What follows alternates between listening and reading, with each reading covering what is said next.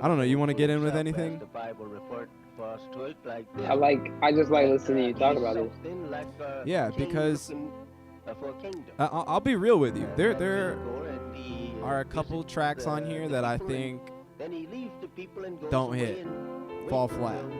Also, you will realize in listening to this that it's not mastered and that it's kind of strung together. So I don't even know exactly what phase of the process they were in and what else they have out there. But the oh shit, if you're a title person, all 10 of y'all, it's up there too. Completely unmastered, just like this is, but it's up there. And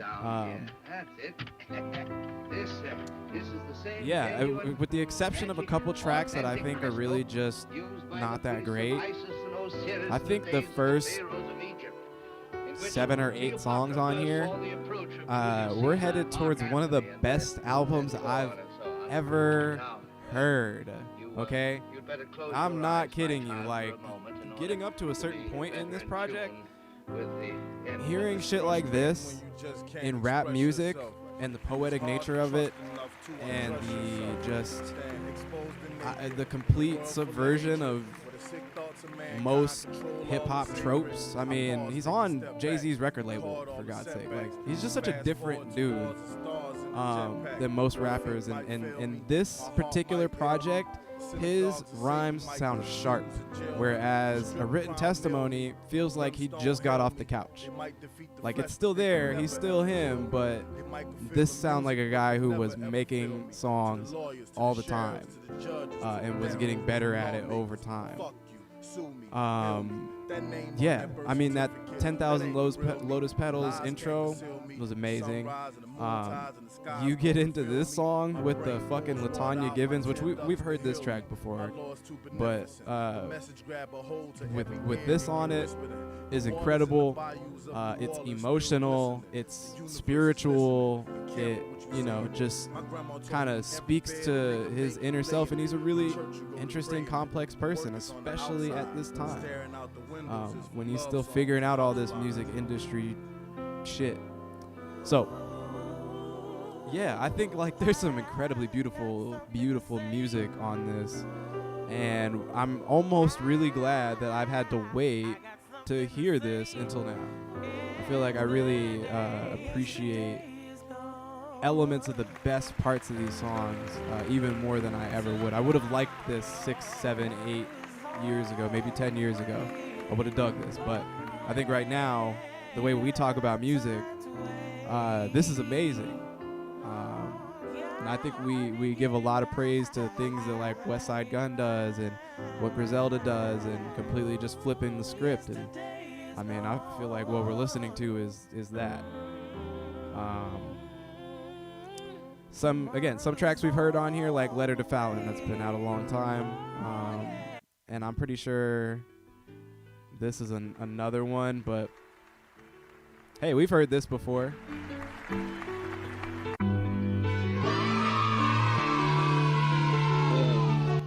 We know that.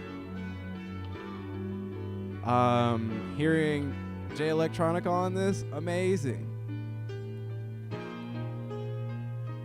This is one of those tracks that it's so sad that it's only not even 2 minutes.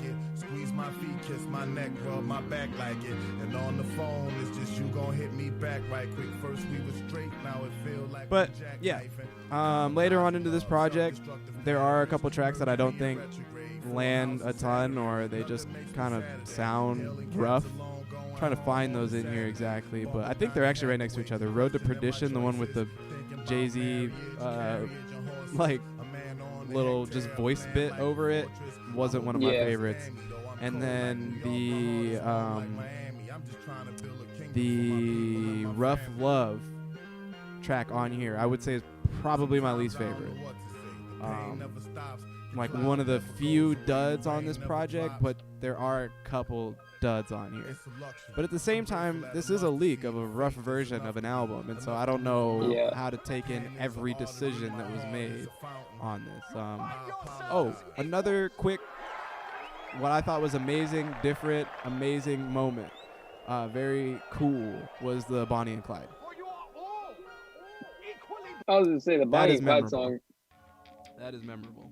It's weird because okay, I'll put in my 2 cents really quick. I don't have a lot to say because I feel like you said a lot, but uh, I'm listening to Bonnie and Clyde's like the 5th song, I think, 4th or 5th song, and I was listening to it and I was like, yo, this is really nice. And then when the Bonnie and Clyde song came on, I thought the way that it's sampled is so different than I would expect it to be. Like it's chopped weird. Even the vocal is chopped in a weird way. But regardless, that was the first moment I was like, oh, this is really weird. Like, this is really cool weird. Yeah. And then I actually stopped it on that song and I went back and listened to the first 4 songs again, and was like, okay, this is this is pretty dynamic. And then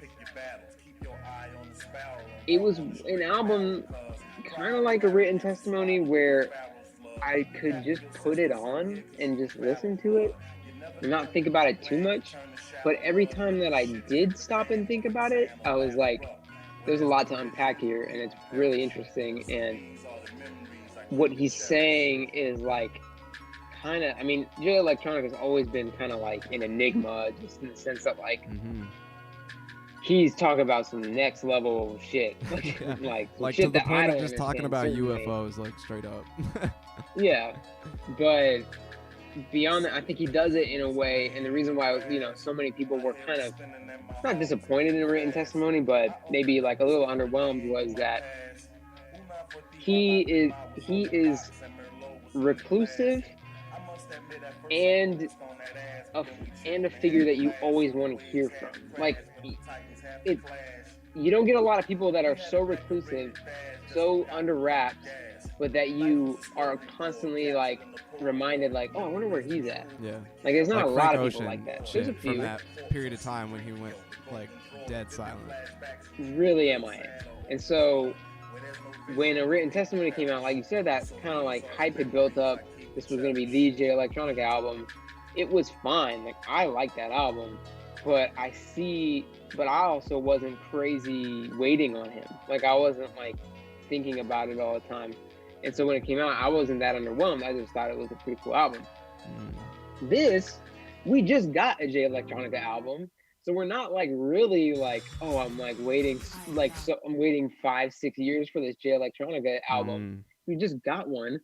And this is like not blew my expectations away, but definitely like, whoa, like maybe this is really what everyone was waiting for. Yeah. The fact that it came out in a leak, I always think like leaks they're kind of a blessing and a curse, because you don't want to fuck up like an artist's, revenue or whatever.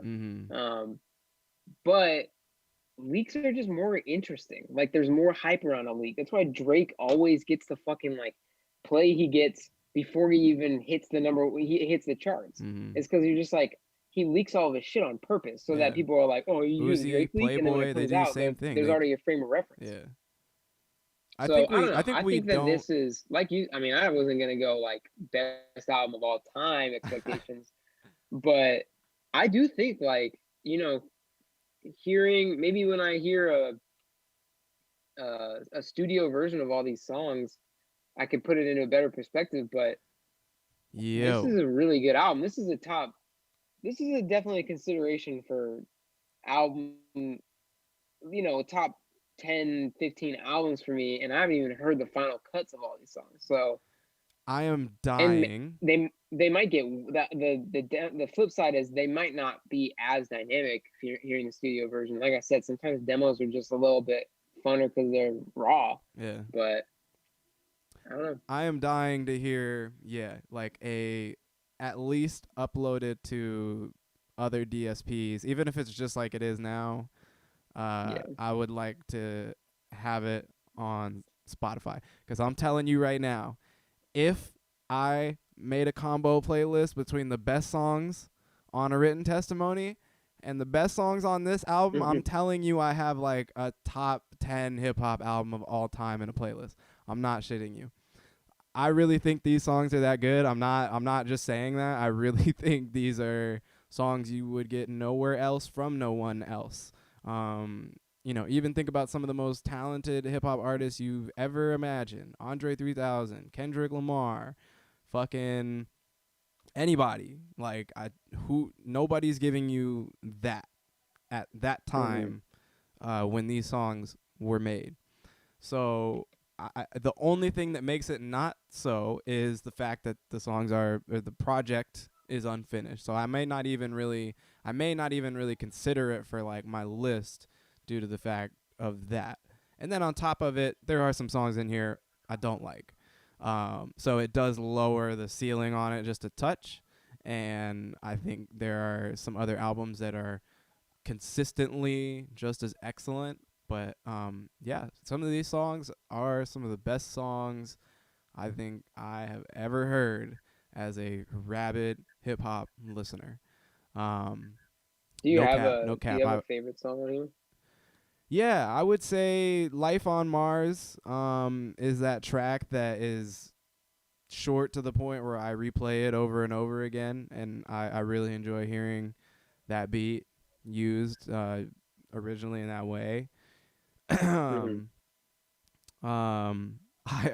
love how this starts out with moments like these that are entirely instrumental. Yeah, it ends with an instrumental too.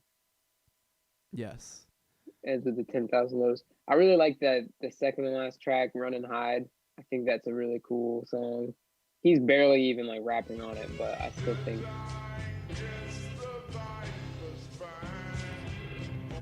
like he does this weird